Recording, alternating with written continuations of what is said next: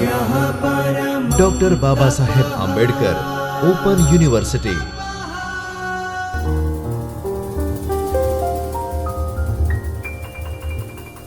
નમસ્કાર. Doctor Baba Saheb Ambedkar open યુનિવર્સિટીના જ્યોતિર્મય પરિસર ખાતે આવેલા ચૈતન્ય સ્ટુડિયોમાંથી સંસ્કૃત વિદ્યાશાખાના BA તૃતીય વર્ષના અભ્યાસક્રમમાં હું ડૉક્ટર મુકેશ કુમાર ઇઢારિયા, સહાયક પ્રાધ્યાપક સંસ્કૃત, આપ સૌ વિદ્યાર્થી મિત્રોનું સ્વાગત કરું છું. આજના લેક્ચરમાં તૃતીય વર્ષ BA મુખ્ય વિષય સંસ્કૃત, પેપર નંબર 8 SKTM 308 અલંકાર શાસ્ત્રમાં આપણે યુનિટ 1 કાવ્ય પ્રકાશ ઉલ્લાસ 2ની કારિકા 1 થી 3નો અભ્યાસ કરીશું. તેના પહેલા આપણે કાવ્ય પ્રકાશનો પરિચય મેળવીએ. કાવ્ય પ્રકાશનો પરિચય. કાવ્ય પ્રકાશ એ સંસ્કૃત સાહિત્યના અલંકાર શાસ્ત્રનો એક અત્યંત પ્રસિદ્ધ અને મહત્વપૂર્ણ ગ્રંથ છે.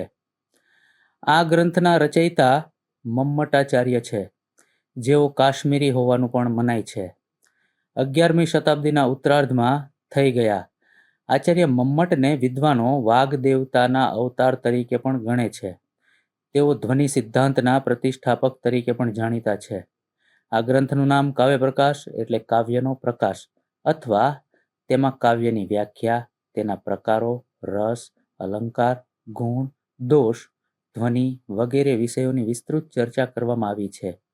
આ ગ્રંથમાં કુલ 10 ઉલ્લાસો છે, જેમાં પ્રથમ ઉલ્લાસમાં કાવ્યનું મંગલાચરણ, કાવ્ય પ્રયોજનો, કાવ્ય હેતુ, કાવ્ય લક્ષણ, કાવ્યના પ્રકારો વગેરેની ચર્ચા કરવામાં આવી છે.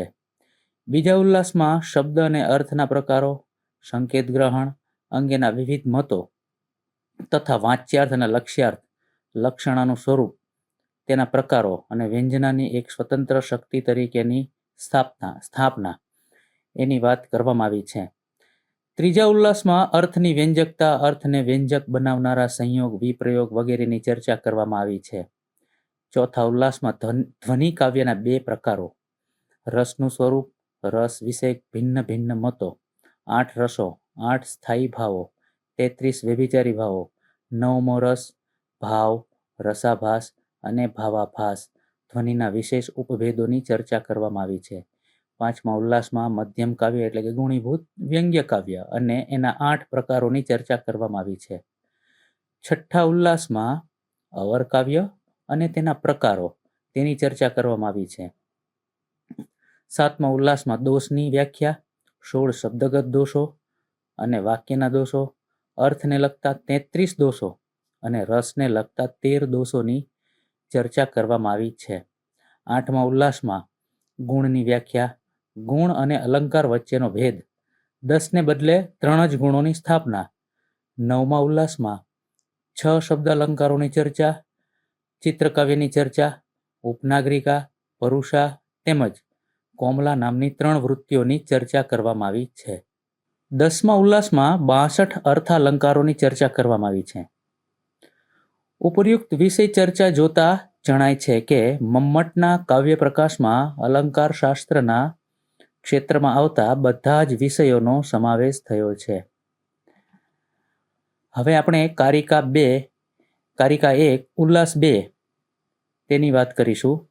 વિદ્યાર્થી મિત્રો, ઉલ્લાસ 2 કારિકા 1નો અભ્યાસ આપણે જોઈએ તો ક્રમેણ શબ્દાર્થયોઃ સ્વરૂપમ આહ, અનુક્રમે શબ્દ અને અર્થનું સ્વરૂપ કહે છે. સ્યાદ વાચકો લાક્ષણિકઃ શબ્દો અત્ર વ્યંજકસ્ત્રિધા. શબ્દના 3 પ્રકાર છે, વાચક, લાક્ષણિક અને વ્યંજક. અત્રેતિ કાવ્યે એષામ સ્વરૂપમ વક્ષ્યતે.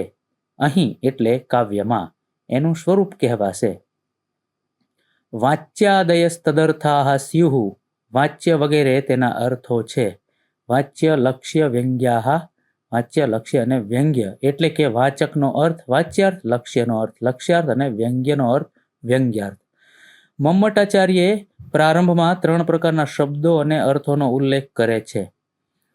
સામાન્ય રીતે વ્યવહારમાં આપણે જે અર્થ વ્યક્ત કરવો હોય તેને માટે તે અર્થ આપવાને સમર્થ એવા શબ્દોનો સીધો જ પ્રયોગ કરીએ છીએ. પણ ઘણીવાર કાવ્યમાં અને વ્યવહારમાં પણ રૂઢિને કારણે કે વક્તવ્યમાં ચમત્કૃતિ લાવવાને માટે આપણે એવા શબ્દોનો પ્રયોગ કરીએ છીએ કે જેના અર્થ એના મુખ્ય અર્થ કરતાં કંઈક જુદો જ નીકળતો હોય. દાખલા તરીકે, મારું ઘર સ્ટેશન ઉપર છે. એ વાક્યનો સીધો અર્થ તો ઘર સ્ટેશનની ઉપર હોય તેવો થશે, પણ સ્ટેશન ઉપર કોઈનું ઘર સંભવી શકે નહીં. તેથી રૂઢિથી આપણે એનો અર્થ સ્ટેશનની નજીક એવો અર્થ સમજતા આવ્યા છીએ. એ જ પ્રમાણે જ્યારે આપણે ગામડા બોલે છે કે દેશ સળવળી ઉઠ્યો એમ કહીએ છીએ ત્યારે તેનો અર્થ ગામડાના લોકો જાગૃત થઈ પોતાના પ્રશ્નોની રજૂઆત કરતા થયા છે. દેશના પ્રજાજનો પોતાના હક મેળવવા માટે તૈયાર થયા છે એવો અર્થ થાય છે. એનો સીધો શબ્દશઃ અર્થ તો નથી જ. આવા અર્થને લાક્ષણિક અર્થ કહીએ છીએ. આમ કહેવા પાછળ વક્તાનો કોઈ આશય પણ હોય છે જે આપણને વ્યંગ્યાર્થ રૂપે પ્રાપ્ત થાય છે. આથી આલંકારિકો 3 પ્રકારના શબ્દો અને તેના 3 પ્રકારના અર્થો કલ્પે છે. તે અર્થો આપનારી 3 પ્રકારની શક્તિઓ પણ માનવામાં આવી છે. શબ્દ શક્તિઓ અભિધા, લક્ષણા અને વ્યંજના. શબ્દો છે વાચક, લાક્ષણિક અને વ્યંજક.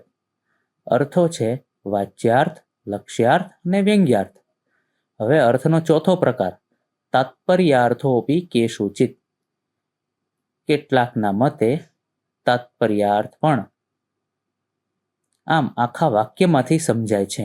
એટલે કેટલાકના મતે તાત્પર્યાર્થ પણ આખા વાક્યમાંથી સમજાય છે, જ્યારે ઉપર કહેલા 3 અર્થો શબ્દમાંથી સમજાય છે.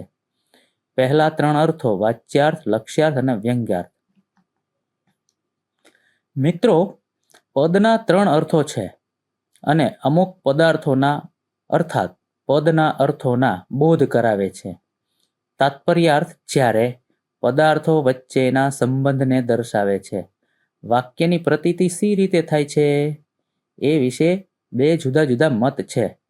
તેમાં આકાંક્ષા, યોગ્યતા, સન્નિધિ વશાદ વક્ષ્યમાણ સ્વરૂપાણામ પદાર્થાનામ સમન્વયે તાત્પર્યાર્થો વિશેષ વપુઃ અપદાર્થોપી વાક્યાર્થઃ સમુલ્લસતિ ઇતિ અભિહિતાન્વયવાદીનાં મતમ. વાચ્ય એવ વાક્યાર્થઃ ઇતિ અન્વિતાભિધાનવાદિનઃ. જેનું સ્વરૂપ હવે પછી કહેવામાં આવનાર છે તે પદોનો આકાંક્ષા, યોગ્યતા અને સન્નિધિને કારણે સમન્વય થતા જુદા જ સ્વરૂપવાળો કોઈ પણ એક પદનો અર્થ નહીં એવો વાક્યાર્થ સમજાય છે એવો અભિહિતાન્વયવાદીઓનો મત છે. વાચ્ય અર્થ જ વાક્યાર્થ છે એવો અન્વિતાભિધાનવાદીઓનો મત છે. કારિકા નંબર 2ના અર્થને સ્પષ્ટ કરવા માટે આકાંક્ષા, યોગ્યતા અને સન્નિધિ એ ત્રણેય સ્પષ્ટ થવા જરૂરી છે અને ત્યાર પછી અભિહિતાન્વયવાદીઓ અને અન્વિતાભિધાનવાદીઓને પણ સમજવા જરૂરી બને છે. હવે જોઈએ, આકાંક્ષા એટલે સાંભળનારની જાણવાની ઈચ્છા અર્થાત જિજ્ઞાસા. એક શબ્દ સાંભળ્યા પછી વાક્યના બીજા શબ્દો જ્યાં સુધી શ્રોતા ન સાંભળે ત્યાં સુધી તેને અર્થ સ્પષ્ટ થાય નહીં. એક શબ્દને સાંભળ્યા બાદ સંપૂર્ણ વાક્ય સાંભળવાની તાલાવેલી એટલે કે તીવ્ર ઈચ્છા એ જ આકાંક્ષા કહેવાય છે. દાખલા તરીકે મંદિરમ ગચ્છતિ. આમાં માત્ર મંદિરમ એટલું જ બોલે તો અર્થ સ્પષ્ટ ન થાય, પરંતુ ગચ્છતિ ની આકાંક્ષા તો રહે છે. આ આકાંક્ષા પૂર્ણ થતા અર્થ જાણી શકાય છે. વાક્યમાં શબ્દ સમૂહ આકાંક્ષાસભર હોવો જોઈએ. નિરકાંક્ષ શબ્દોનો સમૂહ વાક્ય બની શકે નહીં. દાખલા તરીકે રમા, રુચિ, નદી. પણ અહીં આકાંક્ષા પૂર્તિ થતી નથી એટલે અર્થ સ્પષ્ટ થતો નથી. યોગ્યતા. યોગ્યતા એટલે ઔચિત્ય. વાક્યમાં શબ્દ સમૂહ હોય તે પરસ્પર પૂરક હોવા જોઈએ. પરસ્પર અર્થ સમન્વય ન ધરાવતા વાક્યો યોગ્ય અર્થ આપી શકે નહીં. દાખલા તરીકે વૃક્ષ ધાવતી. વૃક્ષ દોડે છે. વૃક્ષમાં દોડવાની ક્ષમતા ન હોવાથી આ વાક્યમાં યોગ્યતા નથી. સન્નિધિ. હવે જોઈએ, સન્નિધિ એટલે નિકટતા અર્થાત અવિલંબિત ઉચ્ચારણ. દાખલા તરીકે રામઃ વનમ ગચ્છતિ. વાક્યમાં 3 શબ્દો છે. એ ત્રણેય સાથે બોલાય તો અર્થ સમજાય, પરંતુ જો એક દિવસના અંતરે એ ત્રણેય શબ્દો બોલાય તો અર્થ લાગે નહીં. વાક્યાર્થ માટે શબ્દો સાથે બોલાવા જરૂરી છે, જેને સન્નિધિ કહે છે. આ ત્રણેય આકાંક્ષા, યોગ્યતા, સન્નિધિ યુક્ત વાક્ય જ અર્થબોધ કરાવી શકે. માટે વાક્યમાં ત્રણેય અનિવાર્ય છે. હવે જોઈએ આપણે અભિહિતાન્વયવાદીઓનો મત.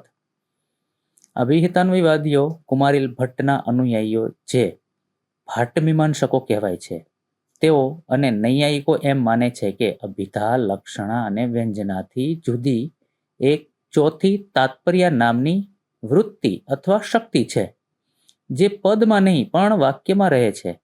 એ વૃત્તિને લીધે વાક્યમાંના પદોના અર્થ અમુક અમુક સંબંધથી વિશિષ્ટ અર્થ થઈને આપણને સમજાય છે. દાખલા તરીકે ગાયને બાંધ. એ વાક્યમાં ગાય શબ્દનો સામાન્ય અર્થ તો અમુક પશુ એટલો જ થાય છે, અને ને પ્રત્યય કર્મત્વનો અર્થ બતાવે છે. પણ ગાય અને કર્મત્વનો જે સંબંધ અહીં સમજાય છે તે તાત્પર્ય વૃત્તિને લીધે જ સમજાય છે. એટલે કે એમનું કહેવું એવું છે કે વાક્યમાં વપરાયેલા પદો તે અભિધાથી પોતપોતાના નિયત અર્થો જણાવી દે એટલે તેમની શક્તિ પૂરી થઈ જાય છે, અને એ ઉપરાંત બીજા કશાના બોધ કરાવવાની તેમનામાં શક્તિ રહેતી નથી. એટલે એ પદો આકાંક્ષા, યોગ્યતા અને સન્નિધિથી સંકળાતા એ દરેકના અર્થમાં થોડો થોડો ફેરફાર થાય છે. એ બધા પદોના એવા જરા જરા ફેરફાર પામેલા અર્થો ભેગા થતા તેમાંથી આખા વાક્યનો એક અર્થ પ્રગટ થાય છે, અને તે વાક્યાર્થ અથવા તાત્પર્યાર્થ કહેવાય છે. આમ પહેલા દરેક શબ્દ પોતાના અભિહિત એટલે કે અભિધા વૃત્તિથી સમજાતો, અને પછી તેમ શબ્દનો અન્વય તાત્પર્યાવૃત્તિથી થાય છે, એમ આ લોકો માને છે.